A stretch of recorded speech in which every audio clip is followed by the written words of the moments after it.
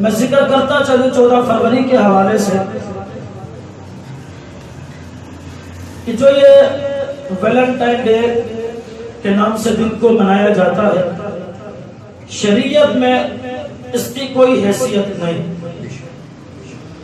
ہم اس کا کھلے لفظوں میں اور واضح طور پر اس کا بائیکاٹ کرتے ہیں۔ اب اس کی صبح میں نے اسمبلی کے دوران الحمدللہ اپنے بچوں کو بھی یہ تربیت دی، اور ابھی بھی ہم انٹرنیٹ کے ذریعے جتنے بھی ہمارے دوستوں آپ دیکھ رہے ہو، یہاں پر جو ہمارے بھائی موجود ہیں، میں ان کے سامنے بھی گزارش کروں گا کہ اس کی حقیقت کیا ہے۔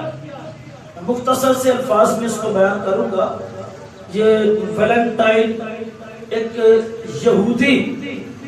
ایک غیر مسلم، ایک پادری کا نام تھا،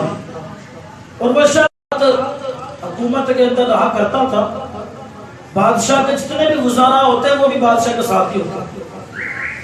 تو اس سے وہ غلطی ایسی ہوئی کہ بادشاہ نے اس کو نکال کر جیل میں ڈال دیا۔ اب جب اسے جیل میں داخل کر دیا، ایک تو اس کا جرم تھا بادشاہ کے ساتھ اس نے کوئی اس طرح کا معاملہ کیا کہ بادشاہ نے ناراض ہو کر جیل میں ڈال دیا، اور دوسرا جب جیل میں ڈال دیا گیا تو جو وہاں کا پہرے دار تھا، اس کی لڑکی کے ساتھ یہ عشق کر بیٹھا۔ اب جب یہ معاملہ ہوا تو بادشاہ کو یہ بھی خبر پہنچی، تو بادشاہ نے اس کا پھانسی کا حکم جاری کر دیا کہ 14 تاریخ کو اس وقت کو پھانسی دے دی جائے۔ اب جب اس کو پتا چلا کہ میرا پھانسی کا آرڈر جاری ہو چکا اور وہ مجھے پھانسی ہو کر رہے گی، اس نے پھر خط لکھا اس لڑکی کو کہ کیوں نہ ہم اس سے پہلے ایک دوسرے کو گفٹ دے دیں۔ تو پھر یہ ایک دوسرے کو وہاں بھول کے گفٹ دیا کرتے تھے۔ یہ تو 14 فروری کو تختہ دار پر اس کو لٹکا دیا گیا، اس کو ختم کر دیا، لیکن اس کے باقیہ پادری تھے، انہوں نے اس شخص کے نام سے اس کے دن کو منانا شروع کر دیا۔ وہ پھر ہر 14 فروری کو ویلنٹائن ڈے منانا شروع کر دیا۔ انہوں نے ایک دوسرے کو بھول دینا شروع کر دیا تاکہ جو ان کا بڑا پادری مرا اس کی یاد تازہ رہے، لیکن ہمیں اس سے کوئی غرض نہیں، ہمیں اپنے مسلمانوں سے غرض ہے۔ ہمیں نبی پاک صلی اللہ علیہ وسلم سے جو پیار کرنے والے امتی ہیں، ہمیں ان سے غرض ہے کہ بھئی یہ تو یہود و نصارہ کا تہوار تھا، لیکن افسوس مسلمانوں نے اس میں حصہ کم سے لینا شروع کر دیا۔ ہمیں تو اس سے نفرت کرنا چاہیے تھی، اس کا کھلے لفظوں میں بائیکاٹ کرنا چاہیے تھا، اسے ختم کرنا چاہیے تھا، لیکن افسوس آج ہمارے مسلمانوں کی نوجوان نسل اس کام میں بڑھ چڑھ کر آگے ہمیں نظر آ رہی ہوگی۔ اور نفیس صاحب، میں جیسے یہ نوجوان لڑکے نوجوان لڑکیاں ایک دوسرے کو پھول دینے کے لیے جاتے ہیں نا، تو میں اس کے ساتھ وضاحت کر دوں کہ پھول لینے اور دینے کے حقدار کو، چلو ہمارے مسلمانوں کو دل کرتا ہے پھول دینے کے لیے دیں، سو بسم اللہ دیں، کوئی عرض نہیں، ہم کہتے ہیں دے، لیکن کم سے کم اتنا دیکھ لیں کہ پھول لینے کا حقدار کون ہے۔ اور بھائی جس ماں نے تمہیں پالا، بچپن سے لے کر بچپن تک تمہارے لیے دعائیں کرتی رہی، جس ماں نے تمہارے خاطر اپنی بھوک برداشت کرتی رہی، سردی گرمی کو برداشت کرتی رہی، جو باپ تمہارے لیے نہ سردیوں کا موسم کو دیکھتا تھا، نہ گرمی کے موسم کو دیکھتا تھا، نہ آندھی بارش طوفان کو دیکھتا تھا، تمہارے لیے کمانے کے لیے نکل جاتا تھا، خدا کی قسم آج اگر بھول دینا ہے تو محبت سے اس ماں اور اس باپ کو بھول دینا چاہیے۔ حقدار تو وہ ہے اس کے، بھول انہیں دینا چاہیے، اور ان کی محبت میں کبھی بھی دھوکہ نہیں ہوتا۔ اللہ نے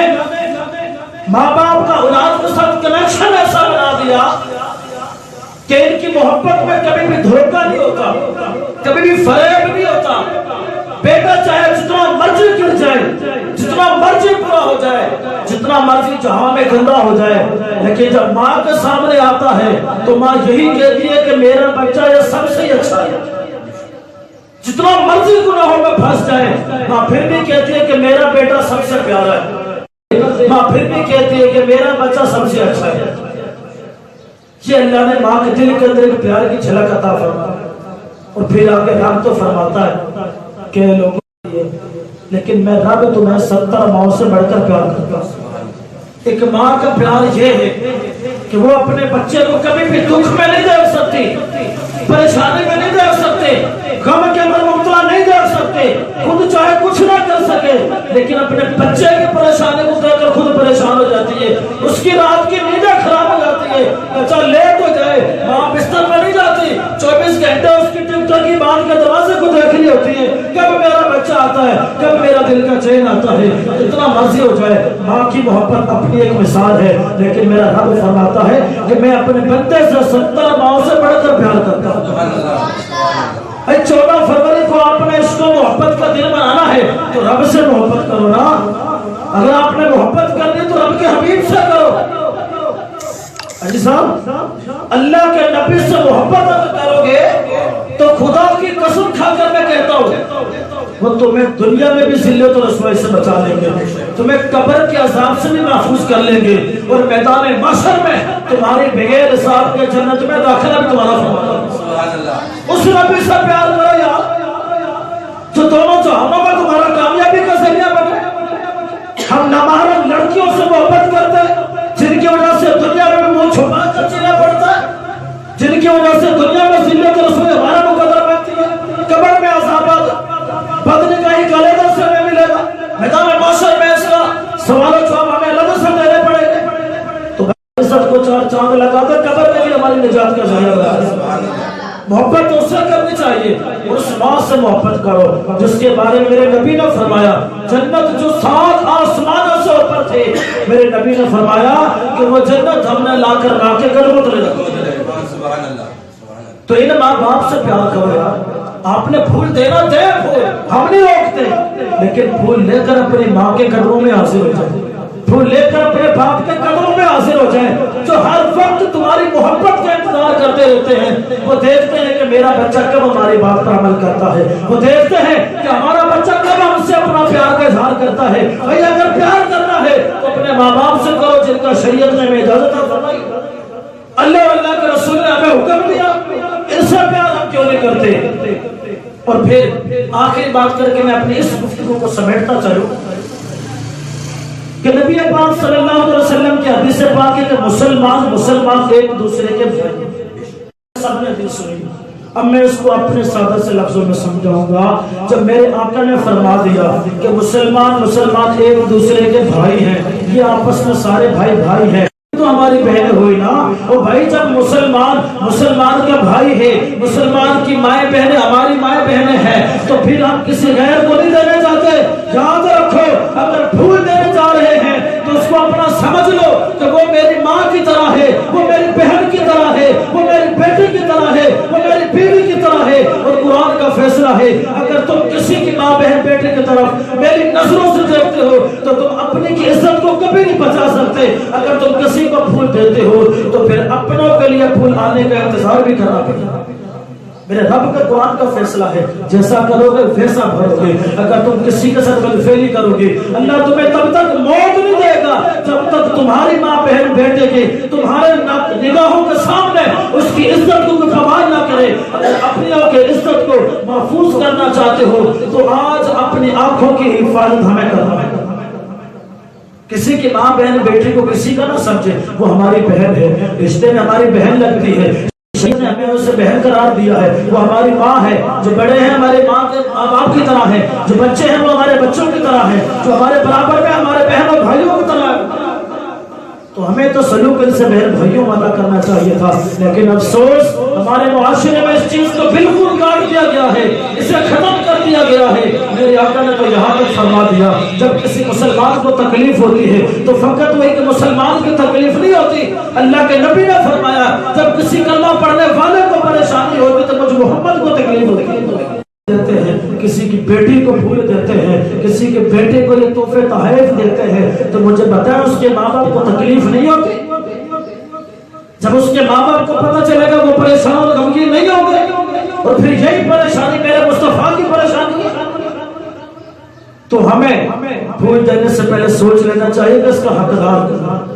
آپ پھول دیں ضرور دیں، لیکن اس کے حقدار کو تلاش کریں۔ اس کا حقدار تمہارا باپ ہے، تمہاری ماں ہے۔ محبت اپنے بہنوں سے کرے، وہ گھر میں تمہارے پیار کے لیے تڑپتی ہے۔ محبت اپنے بھائیوں سے کرے جو تمہارے پیار کے لیے ترستے ہیں۔ لیکن افسوس ہم نے اپنے بہن بھائیوں کو کاٹ دیا بیچ میں سے، ہم محبت غیروں سے کرنا شروع ہو گئے۔ ہمارے ماں باپ، ہمارے بہن بھائی، ہمارے رشتہ دار ہماری محبتوں کے منتظر رہتے ہیں، وہ ہمیں دیکھنے کے لیے ترستے ہیں۔ ہمارے پاس اتنا وقت بھی نہیں ہوتا ہم اپنے ماں باپ اپنے بہن بھائیوں کو وقت دیتے ہیں، ان کے پاس کچھ دیر کے لیے بیٹھے ان سے باتیں کریں۔ اللہ تعالیٰ اور اسی کے ساتھ زلزلے جو بھی رات کو آیا، یہ کیوں آتے ہیں؟ اس کی وجہ کیا ہے؟ کی وجہ یہ ہے کہ جب گناہوں کی کثرت ہو جاتی ہے، بد نگاہی کی کثرت ہو جاتی ہے، شراب نوشی کی کثرت ہو جاتی ہے، زنا کی جب کثرت ہو جاتی ہے، تو پھر اللہ تعالیٰ لوگوں کو دکھانے کے لیے زمین پر زلزلہ طاری کرتا ہے تاکہ یہ لوگ اس زمین کو ہلنے سے دیکھ کر عبرت حاصل کریں اور گناہ سے محفوظ ہو جائیں۔ ابھی رات کو جب زلزلہ آیا، اس سے پہلے جو زلزلے آتے ہیں، جیسے ہی زمین کانپنا شروع ہوتی ہے، بڑے بڑے طاقتور، بڑے بڑے دانشور، بڑے بڑے محلات میں رہنے والے، کوٹھی بنگلوں میں رہنے والے، اپنے ہاتھوں سے مضبوط مکانات کو تیار کرنے والے، سارے مکانات کو چھوڑ کر باہر سڑکوں پر آ جاتے ہیں۔ انہیں اپنے ہاتھوں سے بنائے مکانوں پر بھی اعتماد نہ رہا، بیٹھے نہ اندر اب جاتا ہے۔ ایک چھوٹی سی عذاب کی جھلک کے میرے رب کی تو ہم کانپ اٹھتے ہیں، ہماری سانسیں جو ہوتی ہیں رکنا شروع ہو جاتی ہیں کہ یہ کیا ہو گیا، دل دھڑکنا شروع ہو جاتے ہیں، جسم پر کپکپی طاری ہو جاتی ہے۔ تو بھائی یہ تو میرے رب کے عذاب کی چھوٹی سی جھلک ہے، زلزلے کا آ جانا۔ پھر وہ بھی قومیں تھے جب وہ گناہ عروج پر کرتے تھے تو میرا رب آسمان سے پتھروں کی بارش برساتا تھا، اس پتھر پر نام لکھا ہوتا تھا کہ یہ فلاں کی جان لے گا، یہ فلاں کی جان لے گا، اور جس پتھر پہ جس بندے کا نام لکھا ہوتا تھا وہ پتھر اسی کو لگتا تھا اور اسے زمین میں غرق کر دیتا تھا۔ اب ہمیں اس سے عبرت حاصل کرنا چاہیے۔ اللہ نے ہمیں زندگی کا ایک اور موقع دے دیا، خدا نہ خواستہ ہمارے گھر کی چھت گر جاتے، چل ہم گھر سے بھاگ کے باہر جہاں قریب منزل کے کھڑے تھے، جس عمارت کے پاس کھڑے تھے، وہی ہمارے اوپر گر جاتے، تو اب تو ہمارے لوگ جنازے کی کفن دفن کی تیاریاں کر رہے ہوتے۔ بہت سارے ایسے لوگ ہوں گے جو بیچارے اس زد میں آ چکے ہوں گے، اللہ ہم سب کی مغفرت فرمائے، جن کا اگر نقصان ہوا اللہ ان سب کی غیب سے مدد فرمائے، اور ہمارے مسلمانوں کو ہر وقت اپنے عذابات سے محفوظ فرمائے۔